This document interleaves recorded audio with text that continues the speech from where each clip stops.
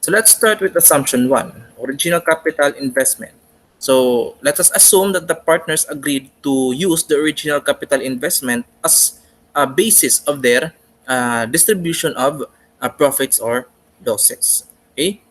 So the agreed ratio using the original capital investment to interpret the distribution ratio that we have that we're going to use in distributing the profit. For me, using the original capital balances of 120,000, 130,000, and 150,000, so that's a total of 400, I will make use of the initials of the amounts. First initials of the amounts. So for A, 120 over 400, for B, 130 over 400, and for C, have it 150 over 400. Or we can make use of for A 30%, for B 32.5%, and for C 37.5%. So a total of 100%. Okay, always take note of 100% basis. So the distribution of 45,000 net income. So for A, we have 13,500.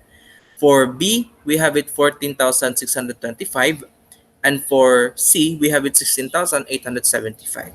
Then the capital balances after the distribution, we have it there.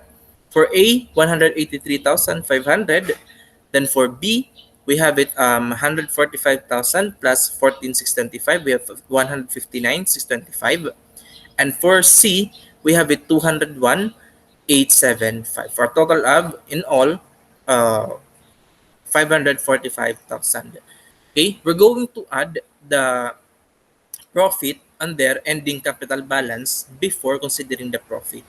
Okay, the ending capital balances that we have earlier, we have 170,000, 145,000, and 185,000 respectively to A, B, and C. Okay, so yan ang ating journal entry. Okay, to close the profit or to journalize the distribution of the profit of 45,000. Okay? So income summary debit 45,000 at saka credit tayo ng A, B, and C capital for 13,500, 14,625 and 16,875 respectively. Okay? Or we can have it credited muna sa drawings account. Then later on after the accounting period, we have it closed, the balance of the drawing account, close it to the capital account. Okay? So zeroing out the balance of the drawings account, then increasing the capital account through a credit. So the same effect. Okay? Next assumption 2, using the ending capital balances. So yung ending capital balances natin, if you're going to notice dito sa um, table that we have for the problem, we have 170,000, 145,000, and 185,000 respectively to A, B, and C. So using that, the same that we have in original capital balances, make ratio or make percentages. Okay? So 170,000 plus 145,000 plus 185,000, that is a total of 500,000. Okay, let us check. So 170 plus 145 plus 185. Yeah, that is 500,000. So make a fraction out of those initials. So 170 over 500, 145 over 500, and 185 over 500. Okay? Or we can interpret it. You can have it uh, in a round it off to the nearest percentage, whole percentage.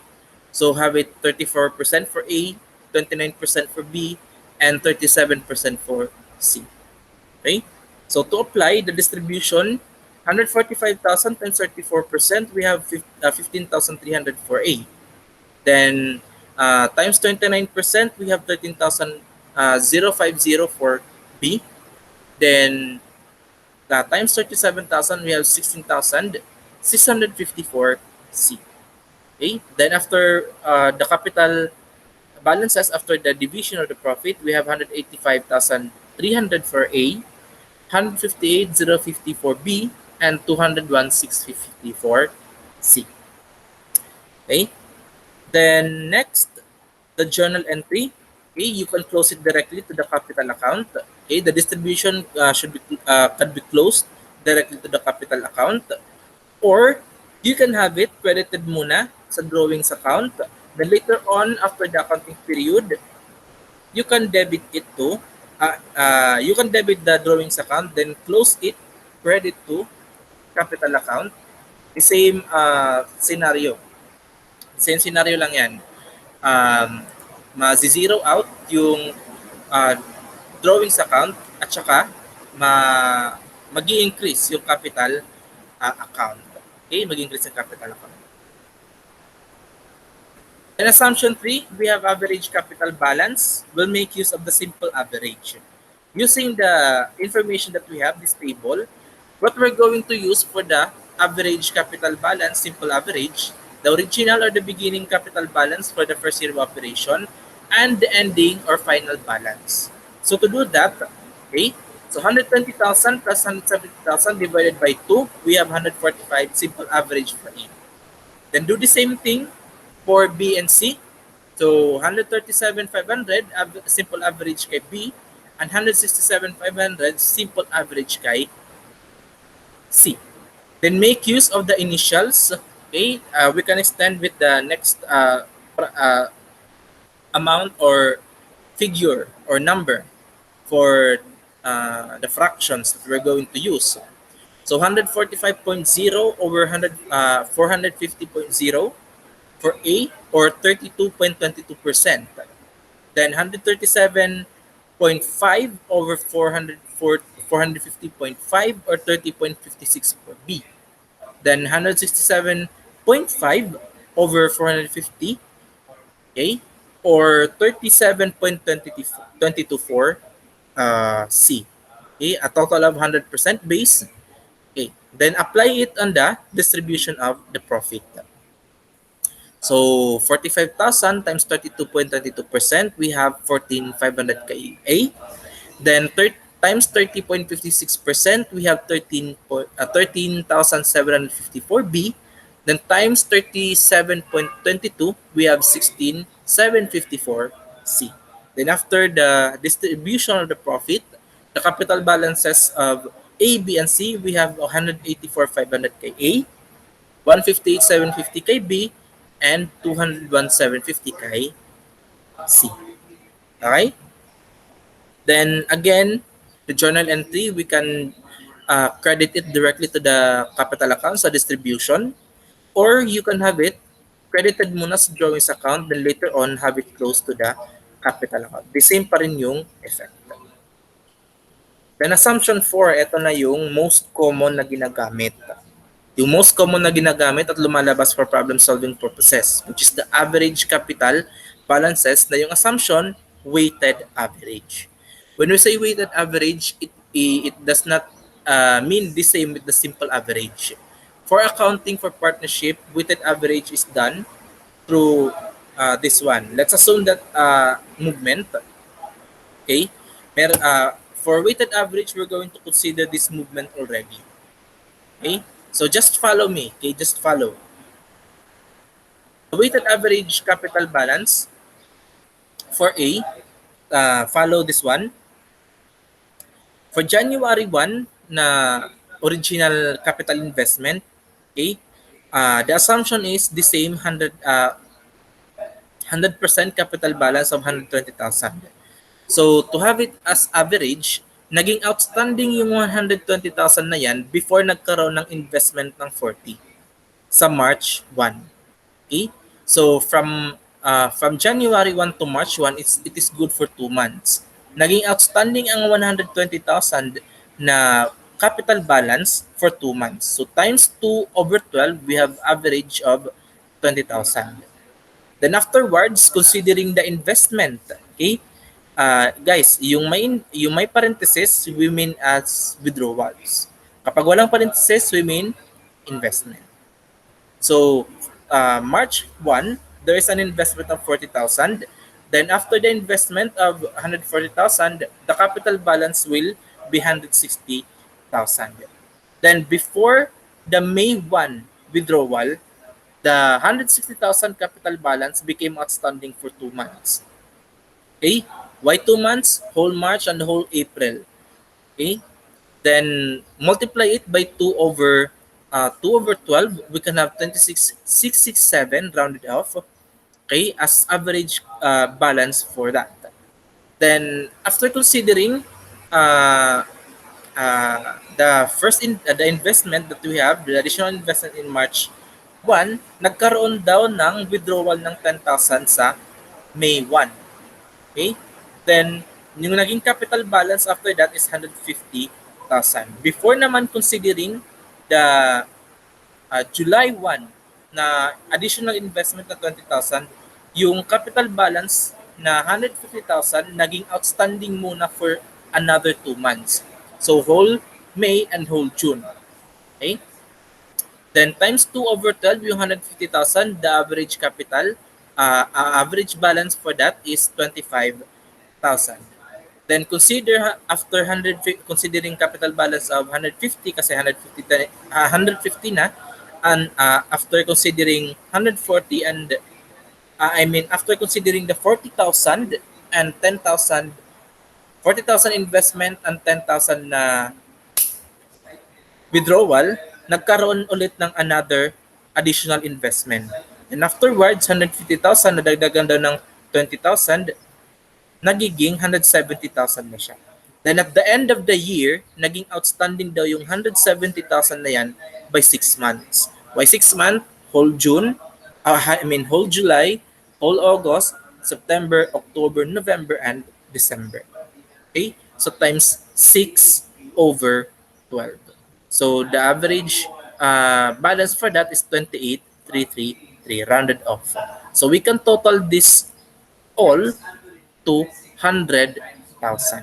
So the average capital balance for A is 100,000. Do the same analysis for B. So for B, yung magiging average capital balance niya in total is 156,250. Okay? Then for C naman, yung magiging total average, weighted average capital balance niya is 165,833. And through those amounts, okay, we're going to make fractions. Okay? The same goes what we have done in the previous assumptions. So 100,000, 156,250, and 165,833. We cannot make use of initials because of whole figures that we have for B and C. So make fractions. 100,000 over the total is 422,083, or we can make percentage. For A we have 23.69, for B 156,250 over the total we have 37.02%, and for C we have 165,833 over the total we have 39.29%, a total of 100 base. So make use of these percentages. You can have it rounded off to 2 decimal. Okay, I advise round it off to 2 decimal. Okay. Then for the distribution of the profit, for A we have 10,661. Then for B we have 16,659, and for C we have 17,680 for a total of 145. Then after the capital balances after the profit distribution, we have 180,661 for A, 161,659 for B, and 202,680 for C, for a total of 545,000. So I hope you were able to catch up the different assumptions, the different how you're going to differentiate the different assumptions that we have using the original capital balance or ending balance. Okay, then the average balances, either simple average or weighted average. Guys, between weighted average and simple average, mostly common yung weighted average. So be careful. Then the journal entry for the capital, the profit distribution, you can credit it directly to the capital account, or you can have it credited muna sa drawings, then i-close naman yung drawings doon sa capital account. The same scenario pa rin yan. The same effect dun sa um, capital balances. Okay. The next we have distribution na with salaries. May distribution na ng salaries and the excess based on the agreement. So how we can have it? So let's have it this one. So profit of 45,000, then profit or loss ratio 2 is to 3 is to 5. Then they have agreed the following: salary of 2,000 for uh, each partner or each partners. Okay, so 2,000 respectively for A, B, and C. Then excess of the profit according to the profit or loss ratio. So according to 2 is to 3 is to 5. So this distribution that we can have that in a table form. So salaries 2,000 each for A, B, and C. Then the excess, how we're going to determine the excess, out of 45,000, 6,000 had been distributed already. So the difference is 39,000 positive amount. Then make a distribution out of the 39,000. So 20% of that is 7,800 for A, 30% is 11,700 for B, and 19,500 for C. Okay? So for distribution, total distribution, for A we have 9,800, then for B 13,700, and for C 21,500. Okay? So yan yung journal entry, pwedeng credit sa capital account agad or debit muna sa drawings account. Since we have specific distributions ng profit na meron muna sa salaries, then meron sa excess, you can have different journal entries for the distribution. So the first entry is the distribution of salaries, and the second entry is the distribution of the excess. Okay, depending on the agreement. Then later on, you can have it close to the capital account. Yung total na, you can have it yung total. Okay? The next is with interest and excess based on agreement. So aside from salaries, we can have also interest. Then the excess based on the agreement. So the same problem, the same profit, 45,000, the same profit or loss ratio, 2 is to 3 is to 5. Then meron silang agreement, again, 2,000 for each partner. Okay, then meron daw interest based on capital balances. Okay, based on capital balances, 5%. Then the excess daw, excess of the profit in accordance with the profit or loss ratio. Guys, again, be careful with the interest. Be careful with the interest because what is referred here is based on capital balances. The capital balances here may refer to original capital balance or beginning balance or the ending balance before profit or loss distribution, or you can have the average balance, either simple or weighted. Of course, always consider lang the weighted. Okay? So for this one, ayan, yung interest will be based on the original balances. I mean the capital, not the original balances. What is stated here is capital balances before considering. So ending balance. Okay? So the balances before considering profit. So 120, 120, 130, and 150.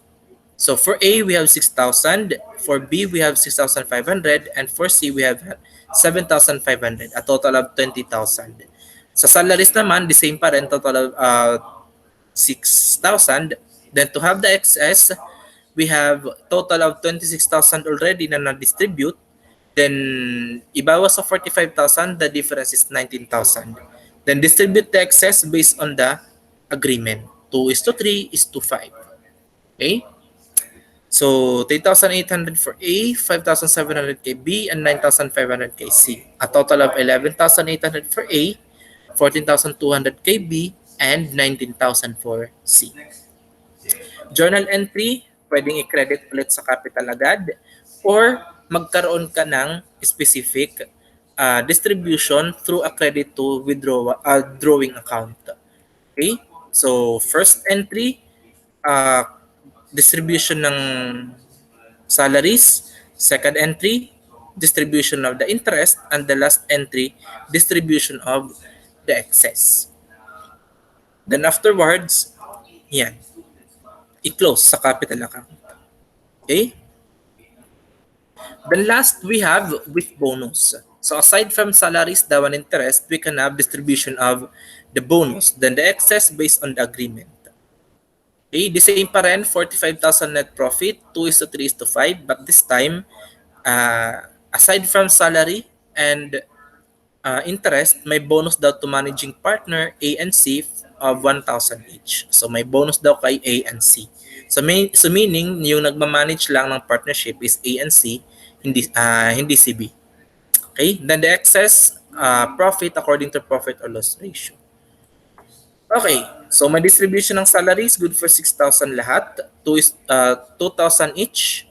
Then interest based on capital balances before profit or loss distribution. So 6,000 and 6,500 and 7,500 respectively to A, B, and C. Total 20,000. So a total of 26,000 na. Okay? Then bonus naman, yan, may bonus daw sa hanay ni A at sa hanay ni C. Wala kay B. So total of 2,000. So since a total of 28,000 na lahat na distribute versus the 45,000, yung excess is 17,000. Still a positive amount. Okay? Then distribute the 17,000, 3,400 kay A, 5,100 kay B, and 8,500 kay C. So 12,400 kay A, 13,600 kay B, and 19,000 kay C. Okay? So, ayan. Pwedeng credit ulit. Diretso yung distribution sa capital balances or capital account. Or you can have it separate distributions. First entry sa salaries, second entry naman sa interest, then the third entry dun sa bonuses, respectively kay A and C lang. Then yung excess na 17,000 sa lahat. Okay? Then afterwards, you can have it closed dun sa capital account. Okay? The last focus is the bonus computation. Okay. So last na to, bonus computation. So for bonus computation, bonuses, distribution of bonus, depende yan sa problem. Kanina, the bonus that we have given agad yung amount ng bonus. But for, alam nyo naman, para may challenge, bonuses are not directly provided. You're going to compute for bonus. Again, basic concept, bonus in strict sense, okay, available lang pag may profit. Pag loss, wala. So no profit, no bonus. Could be in the form of percentage or profit, and it is computed minsan sa problem solving in effect of income taxes. So meron tayong mga tinatawag na after tax. Okay? So to do that, computation is depending on the agreement. Okay, merong mga agreement yan. Pwede daw yung bonus i-base sa profit before salaries, interest, and bonuses. Pwede naman net profit before salaries and interest only but after deducting bonus. Later, i-illustrate natin yan. Pwede namang net profit after salaries and interest but before bonus, or pwedeng net profit after salaries, interest, and bonuses. How are we going to do that? Problem solving. Okay. So ito. The same problem solving kanina, yung nagkaiba lang is meron daw 10% bonus to managing partner A. Okay? So, 10% bonus to managing partner A, excess daw is according to profit or loss. Hindi sinabi kung anong computation ng bonus. Okay? Basta 10% bonus to managing partner A. So, it could either be uh, among these four. So we can have assumptions. Okay? So assumption 1, net profit before salaries, interest, and bonuses. Pag ganito yung assumption before salaries, interest, and bonuses, simple lang po yung distribution niyan ng bonus. So, computation of the bonus, ito yung magiging analysis natin. Meron siyang bonus, naka-question mark kay A. So, computation of the bonus, yung net profit natin na before salaries, interest, and bonuses, after deducting them, is 10% of 45,000. So, bonus 4,500. So, 4,500 kay A, wala kay B and C. So, total niyan, ayan. Then, the excess daw, positive amount pa na 14,500. Then, i-distribute. Kay A, we have 15,400. Then kay B, 12,850. At saka kay C, 16,750. Okay? For assumption 2, we have net profit before salaries and interest only, but after bonus. Kanina, before ng lahat. So, minultiply agad natin sa 45,000 yung 10%. Dito, hindi natin i-multiply by 45 sa 45,000 agad. Ano yung gagawin? Okay? Ito ulit yung ating analysis. Computation natin ng bonus is 10% profit. Yung net profit na to is before salaries and interest, but after bonus. So, ima-minus daw si bonus. Ganito, yung magiging analysis, parang gagawa tayo ng algebra. Okay? Mag-algebra tayo. Gagawa tayo ng mathematical expression, magsisimple algebra tayo dito. Since bonus is computed as net profit, 10% of net profit minus bonus, so yung maging distribution nito, 10% net profit minus bonus will be expressed as 10% net profit minus bonus. Then 10% i-distribute, i-expand natin, magkaroon na tayo ng assumptions ng amount, i-post yung amounts, 45 net profit minus 10% ng 45 minus bonus. Okay? Then, i-distribute sa 10%, magiging expression na, So, magiging negative 4,500, then negative, magiging positive 10% bonus. Then, i-distribute ulit si 10%, so magiging positive 4,500, then ito 10% ito is minus 450 because positive times negative is negative. Then positive times positive is 1% bonus. Then to do that, like terms. So bonus minus this bonus here will be considered as 100% bonus. So minus 1% bonus will become 99% bonus. So equal to 4,050. Then eliminate 99%. So for 4,050 over 99%, yung magiging bonus is 4,091 kay A. So distribution yan, ganyan. Positive excess pa rin na 14,909.